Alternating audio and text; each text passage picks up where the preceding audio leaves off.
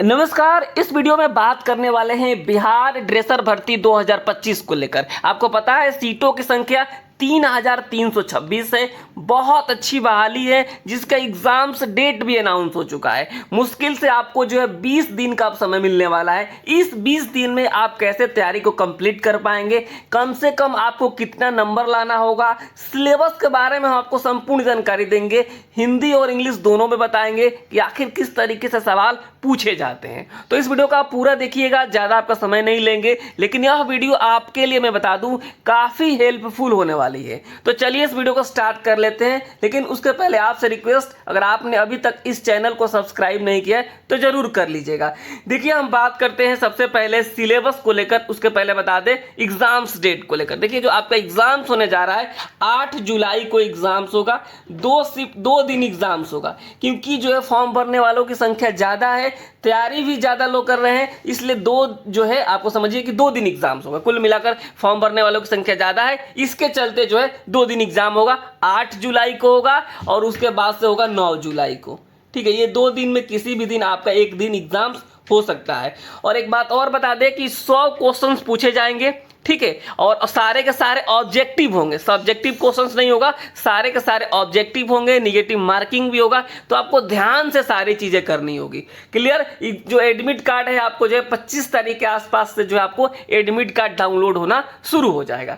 ये अब हम चलते हैं सिलेबस को लेकर के, फिर बताएंगे कम से कम कितना नंबर लाना होगा। ठीक है, तो सिलेबस वाला जो मामला है ना, इसको समझिएगा, बहुत इंपॉर्टेंट। सबसे पहले यहाँ पे आप इंग्लिश में देखिए, जो सिलेबस बीटीएससी ने जारी करा है उसमें यह सिलेबस दिया है पूरा का पूरा। सबसे पहले कहा गया है scope of anatomy and physiology, definition of various terms used in anatomy. ठीक है, ये पहला सिलेबस है। उसके बाद एलिमेंट्री टिश्यू हो गया, फिर जो है स्केलेटन से सवाल पूछे जाएंगे, ब्लड कंपोजिशन से सवाल पूछे जाएंगे। ये सिलेबस है। इसके यहाँ पे मैंने हिंदी में भी जो है आपको ट्रांसलेट कर दिया है, ताकि आप हिंदी में भी आसानी से समझ सके। आप लोग इसके स्क्रीनशॉट ले लीजिएगा। ठीक है, ताकि इंग्लिश में अगर आप चाहते हैं सिलेबस देखना तो आप इस तरीके से इंग्लिश में देख सकते हैं। अब हम थोड़ा सा विस्तृत बात करते हैं सिलेबस के ऊपर कि किस तरीके से सवाल पूछे जाएंगे, कैसे टॉपिक से पूछा जाएगा। तो आप अगर फॉर्म भरे हैं ना तो इस वीडियो को देख लीजिएगा। ठीक है, ज़्यादा समय नहीं लेंगे, लेकिन बहुत हेल्पफुल होगा, क्योंकि काफ़ी लोग सिलेबस के बारे में चर्चा करने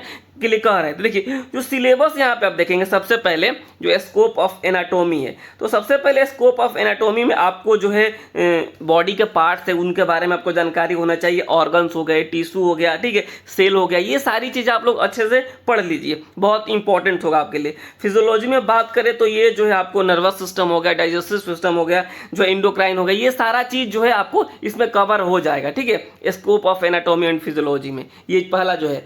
दूसरा में आता है जो आप टिश्यू वाला देखेंगे पार्ट, जो है जिसमें जो टाइप ऑफ टिश्यू है जो है इसको आप पढ़िएगा। Epithelial tissue, muscular tissue, connective tissue, nervous tissue, tissue में किस तरीके से क्वेश्चंस बनते हैं, ये सारी चीज़ें आपको देखना होगा, बहुत हेल्पफुल है। देखिए आप बहुत ज़्यादा आपको नहीं पढ़ना है, समझिएगा, समय जो कम है ना, तो आपको पॉइंट टू पॉइंट फोकस करना है सिलेबस के ऊपर। अगर आप बहुत ज़्यादा समय इधर उधर करते हैं ना, होता है कि किताब तो मिलता है, किताब में बहुत सारी चीज़ें दी जाती है, लेकिन अब जो है अब आपके ऊपर डिपेंड करता है कि आप उसमें कैसे जो है अपने ज़रूरत के हिसाब से चीज़ें पढ़ते हैं। तो ज़रूरत के हिसाब से आपको अपनी चीज़ें पढ़नी है। ठीक है, उसके बाद आ जाते हैं यहाँ पे देखेंगे structure and function of skeleton, classification of joints, और डिसऑर्डर भी आप लोग जरूर पढ़िएगा। ठीक है, यानी जो है स्केलेटन कैसे काम करता है, इसका क्लासिफिकेशन क्या है, जॉइंट का क्लासिफिकेशन क्या है, ठीक है, कौन सा जॉइंट्स को क्या बोलते हैं, और इसके अलावा जो है जॉइंट डिसऑर्डर, जैसे जॉइंट डिसऑर्डर में जो बीमारियां होती है उसके बारे में आप लोग पढ़ लीजिएगा, बहुत इंपॉर्टेंट है आपके लिए। चलिए तो आगे देख लीजिए, यहाँ पे ब्लड कंपोजिशन भी आप लोगों को पढ़ना होगा। Blood composition, blood pressure,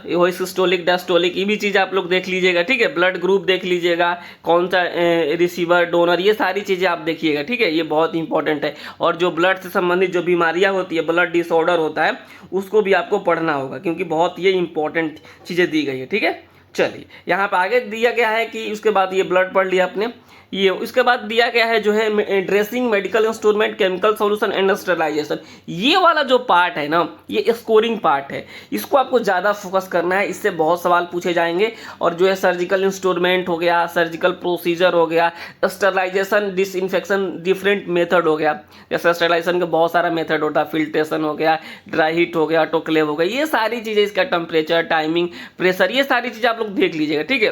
protection of patient in surgery, ये थोड़ा कॉमन सेंस का सवाल होगा, इसको आप लोग आराम से इस दो टॉपिक को कवर कर पाएंगे। लेकिन जो है सर्जिकल इंस्ट्रूमेंट वाला देखिएगा और साथ ही साथ जो है स्टरलाइजेशन वाला, ये थोड़ा सा इंपॉर्टेंट हो जाता है। उसके बाद फार्माकोलॉजी की हम बात करते हैं। फार्माकोलॉजी की जो बात किया जाएगा तो general pharmacology and general action of drugs देख लेना है आपको। इसमें आप जो है सोर्स ऑफ ड्रग्स देख सकते हैं। इसके अलावा जो है इसमें बहुत सारी चीज़ें होती है जो है जनरल फार्माकोलॉजी में, उसको आप कवर करेंगे। ड्रग टॉक्सिसिटी भी आपको ये देखना बहुत ज़रूरी हो जाता है, इससे भी कई सवाल आपसे एग्जाम्स में पूछे जाएंगे, ठीक है। और साथ ही साथ जो है मेथड ऑफ एडमिनिस्ट्रेशन, यानी दवाई देने की जो विधियाँ होती है उसको भी आपको यहाँ पे थोड़ा सही से देखना होगा, समझिए। जैसे ओरल हो गया, आईवी के थ्रू दिया जाता है, आईएम के थ्रू दिया जाता है, सबक्यूटनियस होता है, टॉपिकल होता है, तो ये सारी चीज़ें आपको देखना होगा मेथड ऑफ एडमिनिस्ट्रेशन में, ठीक है। कीमोथेरेपिक एजेंट जो है देखना होगा, एंटीबायोटिक कौन कौन सा होता है, सल्फा ड्रग्स के बारे में भी देखना होगा, इससे भी 2-4 सवाल आपके एग्जाम्स में पूछे जा सकते हैं। विटामिन वाला बहुत महत्वपूर्ण है, यहाँ पे जो है किस विटामिन के क्या जो है केमिकल नाम होता है, ये सारी चीज़ें देखना होगा। जो है साइंटिफिक नेम क्या होता है, किस विटामिन की कमी से कौन सा रोग होता है, ये सारी चीज़ आप लोग देखिएगा। और जो है सीरम और वैक्सीन भी देखना होगा कि जो है जैसे हम जो सांप काटने में जो देते हैं वो वैक्सीन है कि सीरम है, तो ये चीज़ें आपको पता होनी चाहिए। इससे जो सीरम कौन सा होता है, वैक्सीन कैसा होता है, ये कंप्लीट जानकारी आपको होना चाहिए, ताकि जो आप एग्जाम से सवाल पूछे जाएंगे तो आप आराम से बता पाए, ठीक है। तो ये देखिए, ये जो पोर्शन है यहाँ पे जो है इससे क्वेश्चंस कम पूछे जाएंगे, लेकिन ये जो आपको नौकरी दिलाएगा, ठीक है, ये आपको नौकरी दिलाएगा। और ये वाला जो है आपका जो है स्कोरिंग होगा, यानी जो आपका स्कोर जो है बिल्कुल यहाँ से बूस्ट कर जाएगा, समझ गए आप लोग। तो ये सारी चीज़ें हैं, आपको पढ़ना होगा, ध्यान देना होगा। और आप जो है इसको कंप्लीट तैयारी करना चाहते हैं तो देखिए हमारे यहाँ बैच चल रहा है। और मैं आज यूट्यूब पे मैं कई बार बोला हूँ, पूरे बिहार में अगर सबसे पहले कहीं बैच स्टार्ट हुआ था ड्रेसर का तो हमारे यहाँ हुआ था। आप किसी से भी पूछ लीजिएगा, ये सबसे पहले 15 जनवरी से हमारे यहाँ बैच स्टार्ट हुआ है, 15 जनवरी से। सोचिए तो बहाली कब आई, उसके पहले से स्टार्टेड था, क्लासेस चल रही है, अभी भी चल रही है जो है। उस देखिए तैयारी के साथ साथ प्रैक्टिस सेट भी बहुत ज़रूरी है, तो अगर आप उसको देना चाहते हैं तो उसको भी आप दे सकते हैं। यहाँ पे आप देखेंगे कंप्लीट अगर आप तैयारी करना चाहते हैं, देखिए क्लासेस अभी डेली चल रहा है, तो आप कंप्लीट तैयारी करना चाहते हैं तो आप यहाँ से कर सकते हैं। आपको प्ले स्टोर पे जाना होगा और वहाँ से एजुकेशनल AKP एप्लीकेशन इंस्टॉल करना होगा। यहाँ देखिए प्ले स्टोर आप लोग जानते हैं ना, प्ले स्टोर पे जाइएगा और जो वहाँ से एजुकेशनल AKP इंस्टॉल कीजिएगा और उसके बाद से जो है क्लास को बाय नाउ कीजिएगा। तो आपको जो 20-25 दिन का समय मिलेगा, अगर आप दिन रात एक कर देते हैं और जो पुराना क्लासेस हुआ है उसका आप रिकॉर्डेड जो है देख सकते हैं वीडियो, जो भी पढ़ाई हुआ है, और जो आज से जो क्लासेस होगी उसको आप लाइव देख सकते हैं। इसके अलावा इसी में आपको जो है 25 तो हमने कहा था, लेकिन अप्रॉक्स इसमें 30 प्रैक्टिस सेट आपको फ्री मिल जाएगा। इसमें 30 प्रैक्टिस सेट आपको फ्री मिल जाएगा अगर आप इस कोर्स को ज्वाइन करते हैं तो, ड्रेसर वाला, ठीक है। जो है आपको डेली क्लासेस, रिकॉर्डेड क्लासेस, ये सारा नोट्स PDF वगैरह सब कुछ मिल जाता है इसमें, ठीक है।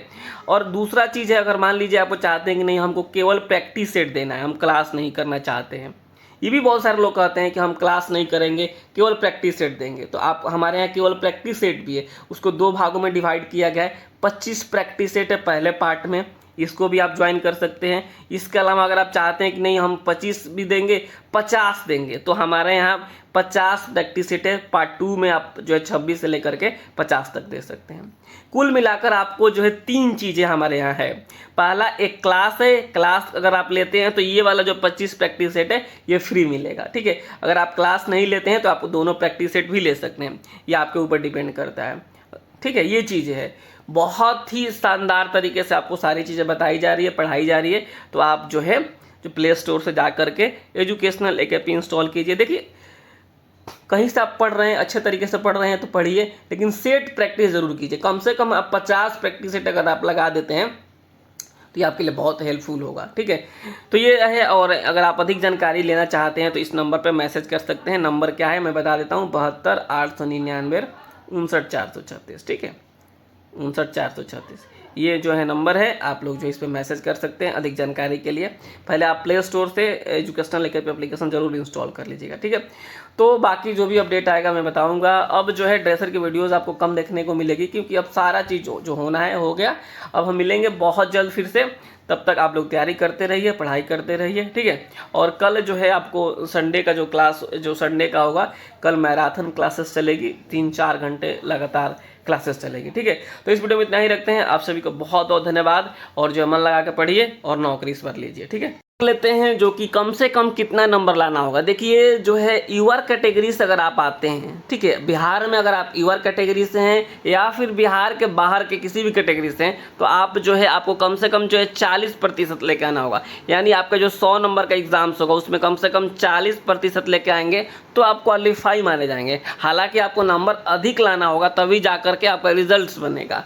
रही बात पिछड़ा वर्ग के लिए, तो इनको जो है 36.5% लाना होगा। जिन लोगों ने एनसीएल लगाया होगा, अगर आप मान लीजिए पिछड़ा वर्ग से आते हैं, एनसीएल लगाए होंगे, तो आपको कम से कम 36.5 लेकर आना होगा। रही अत्यंत पिछड़ा वर्ग जिसे ईबीसी कहा जाता है बिहार में, तो ईबीसी को जो है 34% लाना होगा, यानी 100 नंबर में जो है 34 नंबर लाना होगा। इसके अलावा अनुसूचित जाति जनजाति से हैं, आपको तो 32 नंबर लाना होगा कम से कम, ठीक है। महिला वर्ग से हैं तो आपको 32 लाना है। महिला सभी कैटेगरी के लिए, चाहे वो यूआर कैटेगरी की हो, चाहे वो ईडब्ल्यूएस हो, चाहे आप ओबीसी, ईबीसी, एससी, एसटी कोई भी हो, आपको जो है 32% लाना होगा। अगर दिव्यांग भी है तो आपको 32% लाना होगा। ये जो है न्यूनतम क्वालिफाई मार्क्स है। अगर आप इतना नहीं लेकर आते हैं तो जो है दिक्कत होगी, आप क्वालिफाई नहीं माने जाएंगे। देखिए अगर आप यूआर कैटेगरी के हैं तो आप लोग सब कोशिश कीजिए मैक्सिमम नंबर लाने के लिए। आप लोग इसके ऊपर ध्यान नहीं देंगे कि हम तो 32 नंबर लेकर आएंगे तो हमारा हो जाएगा, नहीं, ये कम से कम लाना है इतना क्वालिफाई के लिए। इससे ज़्यादा आएगा तभी आपकी नौकरी होगी, ठीक है। तो ये चीज़ होगी। चलिए इस वीडियो में इतना ही रखते हैं। नमस्कार, धन्यवाद।